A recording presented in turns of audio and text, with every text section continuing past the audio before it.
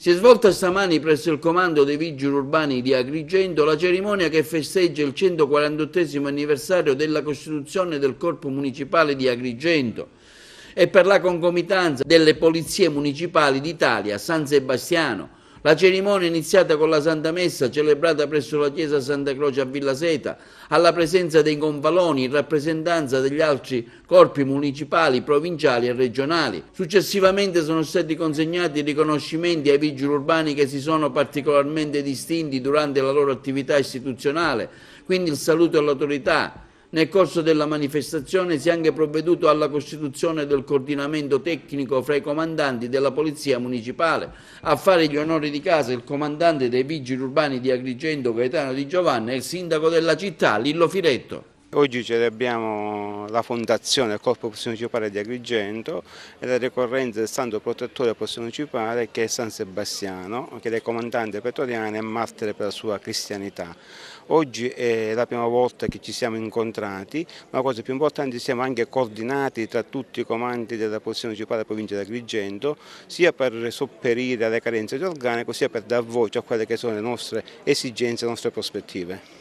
Ci sarà anche una manifestazione, una consegna di premi e riconoscimenti, come sono stati articolati e in base anche a quali criteri di valutazione avete scelto? I criteri di valutazione sono per gli agenti, si sono distinti durante il loro servizio, poi ci sono dei riconoscimenti della carriera e poi vi è un riconoscimento a tutti i comandanti delle polizie locali, perché questo è un momento importante perché nasce il coordinamento tecnico della polizia provinciale dei comuni della provincia di Agrigento. Un momento importante ma anche un momento di sintesi che vuole fare un po' il bilancio della sua presenza al corpo, come è cambiato e quali sono state le direttive che lei ha dato in quest'ultimo suo periodo di direzione. È cambiato perché abbiamo più presenza, siamo più operativi, facciamo attività di presidio del territorio e quindi diciamo che diamo più serenità a quella che è la comunità. Per quanto riguarda più che il bilancio dello scorso anno, noi vorremmo accennare a quella che è la nuova era, la nuova frontiera della Polizia Municipale,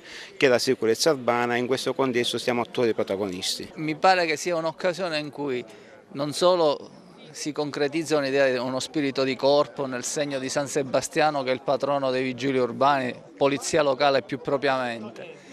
però mi piace pensare che questa sia un'occasione, ad Agrigento probabilmente è per la prima volta che la celebriamo, attraverso cui si rende omaggio alla polizia locale in genere, 60.000 agenti in tutta Italia che operano nelle nostre città, che garantiscono ordine, che garantiscono sicurezza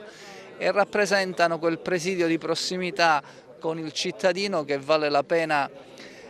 sottolineare e con il quale il cittadino comune si trova in continuo rapporto. Il futuro dovrà sempre di più rappresentare l'idea di un corpo di polizia locale non come attività sanzionatoria ma soprattutto come attività di prossimità nei confronti dei nostri concittadini. Assessore Battaglia, ecco una festa importante oggi che si celebra per la prima volta del Corpo dei Vigili Urbani ad Agrigento. Sì, oggi è la festa del Santo Patrono, è importantissimo perché tra l'altro il patrono della Polizia Municipale all'epoca